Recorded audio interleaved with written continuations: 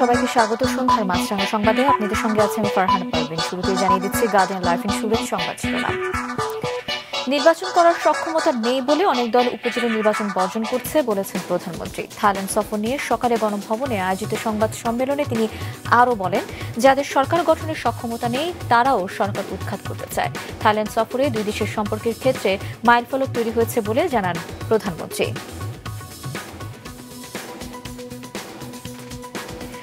মাত্রা কিছুটা কমলেও দেশের বিভিন্ন এলাকার উপর দিয়ে এখনও বয়ে যাচ্ছে তাপপ্রবাহ। পশ্চিমাঞ্চলের কিছু জেলায় তাপপ্রবাহ চলছে, যার মধ্যে তীব্র তাপ খুলনা এবং রাজশাহীর কয়েকটি এলাকায়। 6 মের পর দেশজুড়ে বৃষ্টিপাত হবে আর 15 মের পর সৃষ্টি হতে পারে লঘুচাপ, যা রূপ নিতে পারে ঘূর্ণিঝড়ে, জানিয়েছে আবহাওয়া অফিস। তিউনিসিয়া উপকূলে নৌকার পাটাতনে আটকে রেখে মারধর করে হত্যা করা হয়েছে 8 বাংলাদেশিকে। মৃত্যুর 2.5 মাস পর এমন অভিযোগ করেছেন স্বজনরা। বেঁচে ফেরাদের মুখে খবর জেনে মানব পাচার ও সংঘবদ্ধ হত্যা মামলা করা হয়েছে। মরদেহ আজ ঢাকায় পৌঁছালে বিমানবন্দরে তা নিয়ে পুলিশ এবং স্বজনদের মধ্যে টানা হেঁচড়া চলে।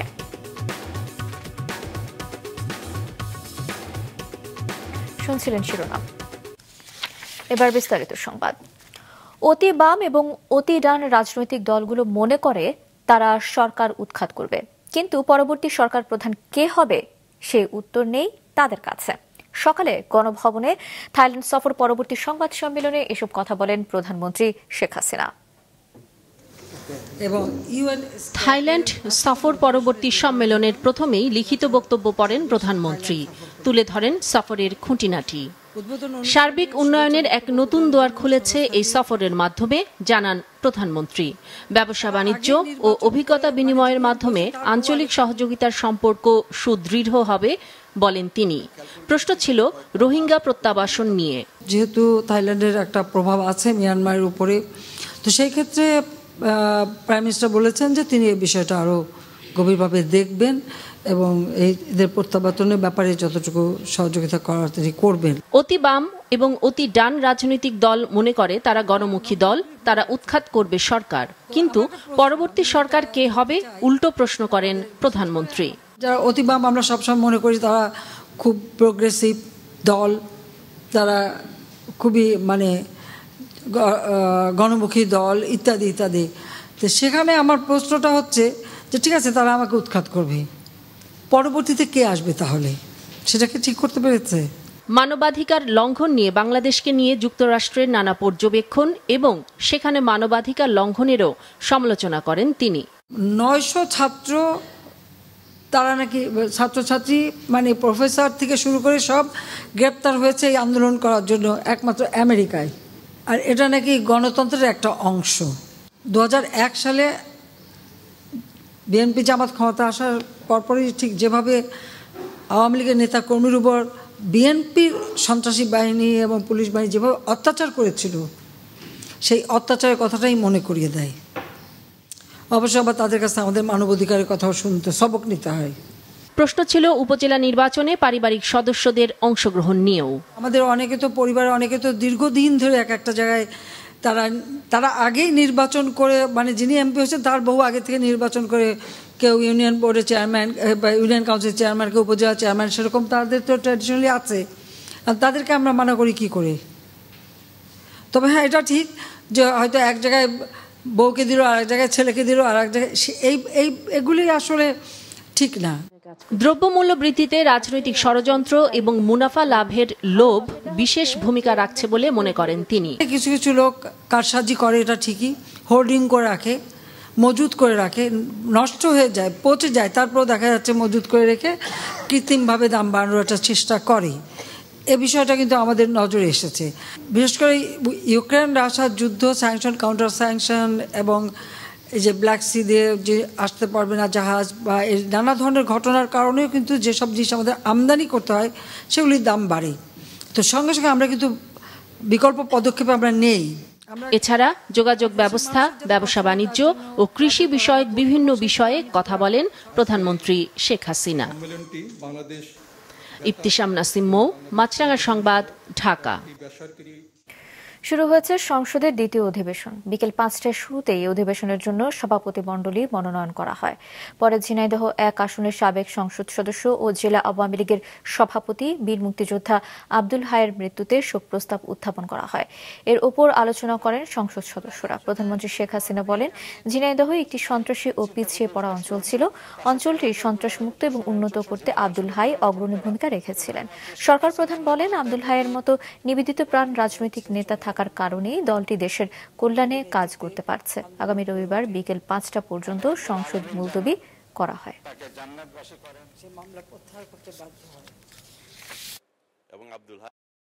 ঝিনাইদহের মতো একটা প্রতিকূল জায়গায় সবসময় অস্ত্রের ঝনঝনানি এবং বিএনপি নামে যে দলটি সৃষ্টি হয়েছিল, তারা এই আন্ডারগ্রাউন্ড পার্টির বেশিরভাগ লোকই কিন্তু বিএনপি করতো। আবার সেখানে প্রতিনিয়ত আমাদের নেতা কর্মীদের উপরে হামলা হতো।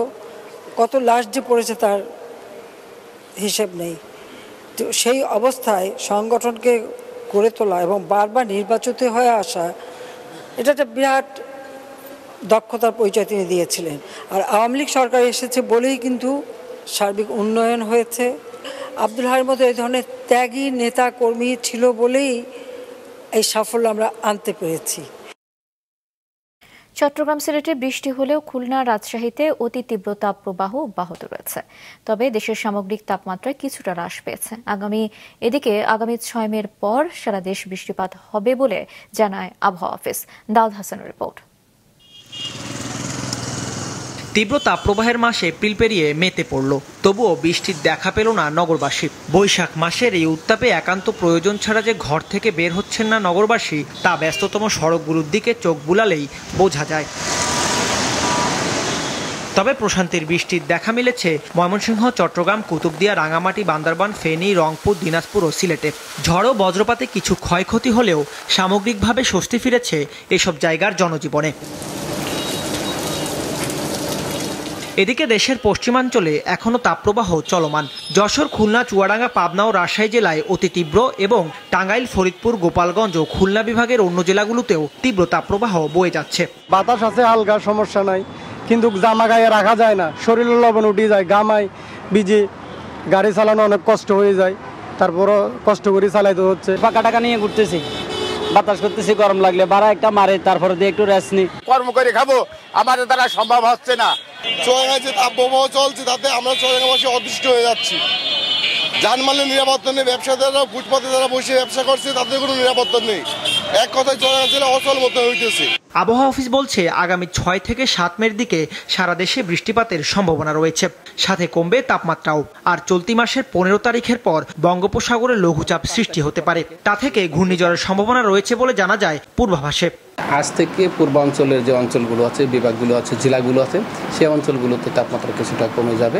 তবে পশ্চিমের যে জেলাগুলো আছে, বিশেষ করে রাজশাহী বিভাগ, রংপুর বিভাগের কিছু কিছু অংশ এবং খুলনা বিভাগের যশোর, কুষ্টিয়া, চুয়াডাঙ্গা এসব অঞ্চলে কিন্তু তাপমাত্রা কমতে আরও ২-১ দিন সময় লাগবে। তবে আস্তে আস্তে ৪ তারিখের পর থেকে, অর্থাৎ ৫ তারিখ থেকে অথবা ৬ তারিখ থেকে কিন্তু সার্বিকভাবে সারা দেশেই তাপমাত্রা অনেকটা কমে যাবে। এখন পর্যন্ত আমাদের যে পূর্বাভাস আমরা দিয়েছি, 2 থেকে 3 দিন বজ্র, শিলাবৃষ্টি সহ মাঝারি থেকে তীব্র কালবৈশাখী ঝড়ের সম্ভাবনা আছে মে মাসে, এবং 3 থেকে 5 দিন হালকা ধরনের কালবৈশাখী ঝড়ের সম্ভাবনা আছে। চলতি মাসের 10 থেকে 11 মের পর তাপমাত্রা আবারও বাড়তে পারে। তবে এক্ষেত্রে স্বস্তির খবর হচ্ছে, এপ্রিলের মতো তীব্র তাপপ্রবাহ সইতে হবে না দেশবাসীকে। দাউদ হাসান, মাছরাঙা সংবাদ, ঢাকা। তীব্র তাপপ্রবাহে বন্ধ থাকার পর আগামী সপ্তাহ থেকে স্বাভাবিক হচ্ছে শিক্ষা প্রতিষ্ঠানে পাঠদান। আগামী শনিবার থেকে খুলবে মাধ্যমিক স্কুল, কলেজ, মাদ্রাসা এবং কারিগরি শিক্ষা প্রতিষ্ঠান। আর রোববার থেকে খোলা হবে প্রাথমিক বিদ্যালয়। শিক্ষা মন্ত্রণালয় এবং প্রাথমিক ও গণশিক্ষা মন্ত্রণালয় থেকে এই তথ্য জানানো হয়। গত রোববার একদিন খোলা রেখে পরদিন থেকে ফের বন্ধ ঘোষণা করা হয় মাধ্যমিক স্কুল, কলেজ এবং মাদ্রাসা। আজও বেশিরভাগ স্কুল বন্ধ ছিল, তবে কোথাও কোথাও কিছু প্রতিষ্ঠান খোলা রাখা হয়। নির্দেশনা অমান্য করে চলে কোচিং সেন্টারগুলো। তিউনিসিয়া উপকূলে নৌকাডুবিতে নয়, নৌকার পাটাতনে আটকে রেখে মারধর করে হত্যা করা হয়েছে ৮ বাংলাদেশিকে, এমন অভিযোগ করেছেন স্বজনরা। বেঁচে ফেরাদের মুখে এ খবর জানার পর মামলা হয়েছে। ২.৫ মাস পর মৃতদেহ ঢাকায় পৌঁছলে লাশ নিয়ে টানা হেঁচড়া চলে পুলিশ এবং স্বজনদের মধ্যে। আরো জানাচ্ছে নিয়াজ মোর্শেদ। ভাইয়ের মৃতদেহ নিতে এসে যখন জানতে পারেন ময়না তদন্তের জন্য লাশ নিয়ে যাবে পুলিশ, তখন ক্ষোভে ফেটে পড়েন ছোট ভাই। তিউনিসিয়া উপকূলে মারা যাওয়া ভাইয়ের মৃতদেহ দেশে আনতে অনেক কষ্ট করতে হয়েছে। শেষ পর্যন্ত বেলা 12টায় সৌদি এয়ারলাইন্সে দেশে এসে পৌঁছায়। আমরা কেস করব না, কিছু করব না, পোস্টমর্টম করব কেন? গত ডিসেম্বরে হযরত শাহজালাল আন্তর্জাতিক বিমানবন্দরে ছেলে সজল বৈরাগীকে বিদায় জানিয়েছিলেন বাবা সুনীল বৈরাগী। ছেলে ইটালি গেলে পরিবারের আর্থিক সচ্ছলতা ফিরবে, এই আশায় জমি বিক্রি করে দালালের হাতে তুলে দিয়েছিলেন 14 লাখ টাকা। কিন্তু 14ই ফেব্রুয়ারি লিবিয়া থেকে ইটালি যাওয়ার সময় তিউনিসিয়া উপকূলে দুর্ঘটনায় পড়ে তার ছেলেসহ মারা যায় 9 জন। এদের মধ্যে একজন পাকিস্তানিও ছিল। আমরা টাকা দিছি 15 লাখ টাকা দিছি, তাতেও মারপিট করে বক্সের ভেতর আটকাইয়ে তারপর মারছে। তবে নিহতদের স্বজনদের অভিযোগ 30 জন যাত্রী বহনক্ষম নৌকায় 52 জনকে তুলেছিল দালালেরা। 9 জনকে জোর করে নৌকার পাটাতনে ঢুকিয়ে উপর থেকে ঢাকনা আটকে দেয়া হলে ভেতরে দম আটকে সবাই মারা যান। ওদের জোর কইরা পিটাইয়া দিছে, নৌকায় ডুবি হয় নাই, 43 জন লোক বাঁচছে। যেখানে মানুষ 8 হলো 25 জন, এখানে 52 জন লোক উড়াইছে। তাহলে এরা নিজেরাই ঠাসে বইটা পাড়াই নিচে দিয়ে হেরাই মারছে। ছেলেকে হারিয়ে মানব পাচার ও সংঘবদ্ধ হত্যা মামলা করেছেন সজল বৈরাগী, তাই মৃতদেহ ময়নাতদন্ত করতে চাইছে পুলিশ। একই ঘটনায় মামলা হয়েছে, একই ঘটনা সংক্রান্তেই মামলা হয়েছে। ম্যাজিস্ট্রেটের নেতৃত্বে আমরা সুরতহল করব। সুরতহলের পরে যদি ম্যাজিস্ট্রেট অনুমতি সাপেক্ষে যদি এটি পোস্টমর্টমের প্রয়োজন হয় পোস্টমর্টম করব, এবং পোস্টমর্টম ছাড়াও যদি ম্যাজিস্ট্রেট বলে যে লাশ দেওয়ার সুযোগ আছে, স্বজনদের কাছে যতটুকু সম্ভব আমরা লাশ ফেরত দেওয়ার ব্যবস্থা করব। প্রবাসী কল্যাণ মন্ত্রণালয় জানিয়েছে মৃতদেহ পরিবহন ও দাফন খরচ হিসেবে 35,000 টাকার চেক স্বজনদের হাতে তুলে দেওয়া হবে। আমি যতদূর শুনছি তারা ইন্ডিয়ার দিয়ে লিবিয়া দিয়ে হয়তো ইউরোপ যাওয়ার চেষ্টা করছে, এক্ষেত্রে তারা ভিজিট ভিসায় গিয়ে থাকতে পারে। নিহতদের স্বজনদের অভিযোগ বাংলাদেশের যুবরাজ কাজী আর লিবিয়ায় মোশাররফ কাজী সহ এই চক্রে 20 জন দালাল আছে। নিয়াজ মোর্শেদ, মাছরাঙা সংবাদ, ঢাকা। আরেক দফা কমেছে তরল পেট্রোলিয়াম গ্যাস এলপিজির দর। এপ্রিল মাসের তুলনায় প্রতি কেজিতে 4 টাকা 8 পয়সা করে দাম কমানো হয়েছে। নতুন কাঠামো অনুযায়ী মে মাসে 12 কেজি সিলিন্ডার 1393 টাকা বিক্রি হবে। আজ সংবাদ সম্মেলন করে এই দাম ঘোষণা করেছে Bangladesh energy regulatory commission BERC. নতুন দর কাঠামো অনুযায়ী 5.5 কেজির সিলিন্ডার বিক্রি হবে 638 টাকায়। 1741 টাকা নির্ধারণ করা হয়েছে 15 কেজি সিলিন্ডারের সর্বোচ্চ দাম। 25 কেজি সিলিন্ডারের জন্য দিতে হবে 2902 টাকা। আর হোটেল রেস্টুরেন্ট ব্যবহৃত 45 কেজির সিলিন্ডারের দাম 5224 টাকা। এর বাইরে গাড়িতে ব্যবহার হওয়া এলপিজি বা অটো গ্যাসের গ্রাহক পর্যায়ের দাম প্রতি লিটারে 2 টাকা 29 পয়সা কমিয়ে নির্ধারণ করা হয়েছে 63 টাকা 92 পয়সা। এছাড়া সরকারি এলপিজি দর থাকছে অপরিবর্তিত। গ্রামীণ টেলিকমের শ্রমিক কর্মচারীদের কল্যাণ তহবিলের 25 কোটি টাকা আত্মসাৎ এবং পাচারের অভিযোগে করা মামলায় জামিন পেয়েছেন প্রতিষ্ঠানটির চেয়ারম্যান ডক্টর মোহাম্মদ ইউনুস এবং বাকি 13 আসামি। আজ ঢাকার বিশেষ জজ আদালত 4-এর বিচারক সৈয়দ আরাফাত হোসেন শুনানি শেষে তাদের জামিন মঞ্জুর করেন। এই মামলার অভিযোগ গঠনের শুনানির দিন পিছিয়ে 2রা জুন ধার্য করা হয়েছে। এর আগে সকালে ডক্টর মোহাম্মদ ইউনুস পূর্ব শর্তে জামিন আবেদন করেন। আদালত থেকে বেরিয়ে ডক্টর মোহাম্মদ ইউনুস বলেন, 1 কোটি গরিব মানুষকে একটা ব্যাংকের মালিক বানানো হয়েছে, তাদেরকে মালিকানা দেয়া হয়েছে, আর কেউ তো দেয় নাই এ পর্যন্ত। এটা তো সত্যি ঘটনা। এখনো তারা মালিক। তার বিরুদ্ধে আনা অভিযোগ পুনরায় বিবেচনা করতে বলেন তিনি। কমিউনিটি ক্লিনিক এবং উপজেলা স্বাস্থ্য কমপ্লেক্সগুলোকে সচল করতে পারলে দেশের স্বাস্থ্যসেবা উন্নত হবে। স্বাস্থ্য অধিদপ্তরের 53তম প্রতিষ্ঠা বার্ষিকী এবং জাতীয় স্বাস্থ্য ও কল্যাণ দিবসের অনুষ্ঠানে এ কথা বলেছেন স্বাস্থ্য ও পরিবার কল্যাণমন্ত্রী ডক্টর সামন্তলাল সেন। অধিদপ্তরের কর্মকর্তারা জানান, সেবা সহজ করতে নতুন পরিকল্পনা নিয়ে এগিয়ে যাচ্ছেন তারা। পরে প্রধান অতিথির বক্তব্যে ডক্টর সামন্তলাল অধিদপ্তরটির কর্মকর্তাদের উদ্দেশ্যে প্রান্তিক পর্যায়ের চিকিৎসা সেবা উন্নয়নের সবচেয়ে বেশি গুরুত্ব দেওয়ার আহ্বান জানান স্বাস্থ্যমন্ত্রী। তাদের উদ্ভূত হবে। স্বাস্থ্য অধিদপ্তর যদি সচল থাকে তাহলে স্বাস্থ্য সেবা বাংলাদেশে উন্নত করতে অবশ্যই পারবে। আমরা যদি সেই তৃণমূল জনগণের কাছে স্বাস্থ্য সেবাটা পৌঁছে দিতে চাই, তাহলে ডেফিনেটলি কমিউনিটি ক্লিনিককে সচল করতে হবে, উপজেলা হেলথ কমপ্লেক্সকে সচল করতে হবে। তাহলে আমরা পারবো যে দেশের স্বাস্থ্য ব্যবস্থাকে উন্নত করতে। গণমাধ্যমের উপরে নয়, যারা রাষ্ট্রের বিরোধিতা করছে তাদেরকে নজরদারিতে আনতে চায় সরকার। বিশ্ব মুক্ত গণমাধ্যম দিবস উপলক্ষে ইউনেস্কো এবং টিআইবি আয়োজিত আলোচনা সভায় অংশ নিয়ে এসব কথা বলেন তথ্য ও সম্প্রচার প্রতিমন্ত্রী মোহাম্মদ এ আরাফাত। গণমাধ্যমের যে কোনো সমালোচনা করার স্বাধীনতা রয়েছে উল্লেখ করে প্রতিমন্ত্রী আরও বলেন, সুস্থ ধারার সাংবাদিকতা করতে কোনো বাধা নেই, তবে গণমাধ্যমের স্বাধীনতাকে ব্যবহার করে যাতে আইনের অপব্যবহার না হয় সে ব্যাপারে সচেতন হতে হবে। গণমাধ্যমের স্বাধীনতা নিয়ে আইনের অপব্যবহার করলে তাকে শাস্তির আওতায় আসতে হবে বলে জানান আরাফাত। বলেন, বাংলাদেশের গণমাধ্যম শুধু মুক্ত নয়, বরং উন্মুক্ত। গণমাধ্যমের স্বাধীনতাকে অস্ত্র হিসেবে ব্যবহার করে, ঢাল হিসেবে ব্যবহার করে কেউ যদি অন্যায় করে, সেটাকে যেমন আমার অ্যাকাউন্টেবল করতে হবে, সেজন্য আমার আইন দরকার। একই সাথে এই আইনের অপব্যবহারে যারা অপচেষ্টা করবে তাদেরকেও আমরা যাতে সাজার আওতায় আনতে পারি সেটা নিয়েও চিন্তা করেন, এটা নিয়ে কথা বলেন, আমরাও ভাবি কিভাবে এটা করা যায়। ষষ্ঠ উপজেলা পরিষদ নির্বাচনের দ্বিতীয় ধাপে দেশের বিভিন্ন জেলায় প্রার্থীদের মাঝে প্রতীক বরাদ্দ দেওয়া হয়েছে। দুপুর থেকে ময়মনসিংহ জেলা প্রশাসকের সম্মেলন কক্ষে রিটার্নিং কর্মকর্তার কার্যালয়ে জেলা সদর, গৌরীপুর এবং মুক্তাগাছ উপজেলা নির্বাচনের প্রার্থীদের মধ্যে প্রতীক বরাদ্দ দেওয়া হয়। প্রতীক দেওয়া হয়েছে ভোলা সদর, দৌলত খান এবং বোরহানউদ্দিন উপজেলার প্রার্থীদেরও। আজ নোয়াখালীর সেনবাগ, সোনাইমুড়ি এবং চাটখিল উপজেলা চূড়ান্ত 31 জন প্রার্থীর মধ্যে প্রতীক বরাদ্দ দেওয়া হয়। চাঁদপুর সদর, হাজীগঞ্জ এবং শাহরাস্তি উপজেলার 24 জন প্রার্থী পেয়েছেন প্রতীক। যশোরের প্রতীক নিয়েছেন 3 উপজেলার চেয়ারম্যান, ভাইস চেয়ারম্যান এবং মহিলা ভাইস চেয়ারম্যান পদে 30 প্রার্থী। প্রতীক বরাদ্দ দেওয়া হয় নড়াইল, গাইবান্ধা এবং খাগড়াছড়ির বিভিন্ন উপজেলায়। 21 মে অনুষ্ঠিত হবে উপজেলা পরিষদের দ্বিতীয় ধাপের নির্বাচন।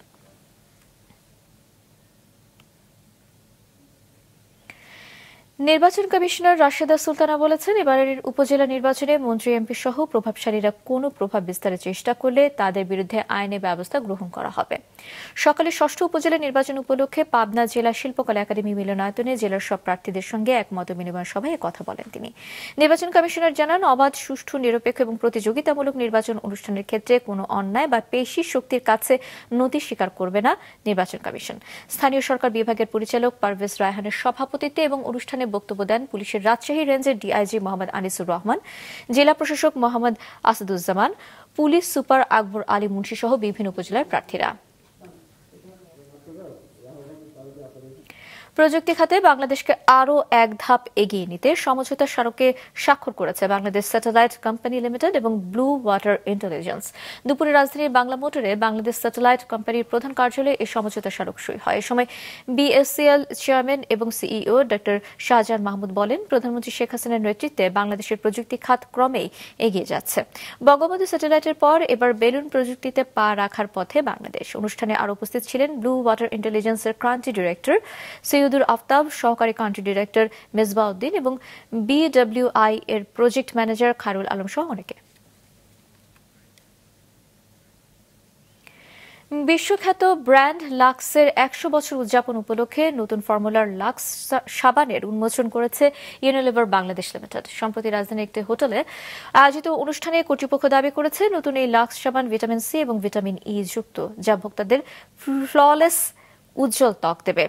এ সময় উপস্থিত ছিলেন ইউনিলিভার বাংলাদেশ লিমিটেডের চেয়ারম্যান এবং ম্যানেজিং ডিরেক্টর জাভেদ আক্তার এবং পার্সোনাল কেয়ারের মার্কেটিং ডিরেক্টর নীলুষী জয়তিলাকে সহ অনেকে।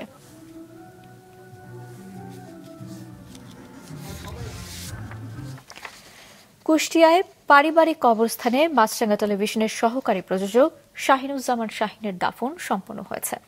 সকালে মা বাবার কবরের পাশে দাফন করা হয় তাকে। এর আগে সকালে নিজ গ্রামে তার দ্বিতীয় জানাজা অনুষ্ঠিত হয়। গতকাল সন্ধ্যায় শেষবারের মতো শাহিনের মরদেহ আনা হয় কর্মস্থল মাছরাঙা টেলিভিশনে। সেখান থেকে মরদেহ নিয়ে যাওয়া হয় তার নিজ গ্রাম কুষ্টিয়ার সদরের আলামপুর দহকোলায়। মধ্যরাতে বাড়ির মরদেহ পৌঁছালে কান্নায় ভেঙে পড়েন পরিবারের সদস্য এবং কাছের মানুষেরা। গতকাল দুপুরে হঠাৎ অসুস্থ বোধ করায় মিরপুরের একটি হাসপাতালে নেওয়া হয় তাকে। সেখানেই শেষ নিঃশ্বাস ত্যাগ করেন 39 বছর বয়সী শাহিনুজ্জামান। খেলার খবর। 5 ম্যাচ সিরিজের প্রথম টি20তে কাল জিম্বাবুয়ের বিপক্ষে খেলবে বাংলাদেশ। চট্টগ্রামের জহুর আহমেদ চৌধুরী স্টেডিয়ামে খেলা শুরু হবে সন্ধ্যা 6টায়। চট্টগ্রাম থেকে নাজমুল সাদিক রিপোর্ট। কার হাতে উঠবে এই ট্রফি? 5 ম্যাচের টি20তে নিজ মাঠে বাংলাদেশি ফেভারিট, কিন্তু ভুলে গেলে চলবে না 2022 সালে সবশেষ টি20 সিরিজে টাইগারদের 2-1 ব্যবধানে হারিয়েছিল জিম্বাবুয়ে। তাই সিরিজের আগে ট্রফির সমান দাবিদার দুই দলই। বিশ্বকাপে সুযোগ না পাওয়া জিম্বাবুয়ের বিপক্ষে বাংলাদেশ দলের নির্ভর থাকার কথা থাকলেও লিটন শান্তদের অফ ফর্ম নিয়ে চিন্তিত টিম ম্যানেজমেন্ট। এছাড়া সিরিজের শুরুর দিকে নেই সাকিব, মুস্তাফিজ, আবার ইনজুরির কারণে ছিটকে গেছে সৌম্য সরকার। এমন বাস্তবতার পরও সিরিজ জিততে প্রত্যয়ী টিম টাইগার। এক্সপেরিমেন্ট করার প্রয়োজন হবে না এই কারণে যে 15টা প্লেয়ার এখানে আছে সবাই ক্যাপাবল ওই টিমকে হারানোর জন্য। সো প্রস্তুতি বলবো না, আমি বলবো যে প্রিপারেশন সুন্দর, আমরা কিভাবে কোন কোন জায়গায় আমরা অনেক কনফিডেন্ট নিয়ে ওয়ার্ল্ড কাপে যেতে পারি। সিরিজ জয়ে তরুণদের উপরই ভরসা রাখতে চান অধিনায়ক। রিশাদ জাকেররাও চাইবে ছন্দে থেকেই স্পটলাইট নিজেদের দিকে নিতে। এছাড়া দলে নেওয়া হয়েছে ঢাকা লিগে ভালো খেলা পারভেজ হোসেন ইমন ও সাইফুদ্দিনকেও। এদিকে সম্প্রতি শ্রীলঙ্কার বিপক্ষে 2-1 ব্যবধানে সিরিজ হারলেও লড়াকু নৈপুণ্য দেখানো জিম্বাবুয়ে এই সিরিজের আগে দারুণ আত্মবিশ্বাসী। সিরিজ জয়ের আশা করছে তারাও। We have come here with the right mindset and we've come here preparing really well for the series. So inshallah we have come here to win as well and so is Bangladesh. Nazmul Sadiqi, মাছরাঙ্গা সংবাদ, চট্টগ্রাম। সন্ধ্যার সংবাদ শেষ করছি, তার আগে guardian life insurance সংবাদ শিরোনামগুলো আরো একবার। সরকার গঠনের সক্ষমতা নেই যাদের, তারাও উৎখাত করতে চায় সরকার, বললেন প্রধানমন্ত্রী উপজেলা নির্বাচন সুষ্ঠু করার আগে। মাত্রা কিছুটা কমলেও দেশের বিভিন্ন জেলায় তাপপ্রবাহ অব্যাহত, চলতি মাস জুড়ে স্বাভাবিক বৃষ্টিপাত এবং ঘূর্ণিঝড়ের পূর্বাভাস। ইউনিশে উপকূলে নৌকায় আটকে রেখে 8 বাংলাদেশিকে হত্যার অভিযোগ, পাচারকারীদের বিরুদ্ধে হত্যা মামলা।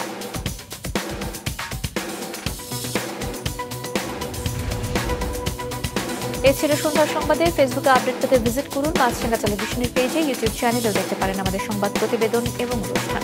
এতক্ষণ সঙ্গে থাকার জন্য ধন্যবাদ জানিয়ে আমি ফারহানা পারভিন শেষ করছি সন্ধ্যার মাছরাঙ্গা সংবাদ। এই দিন এভাবে।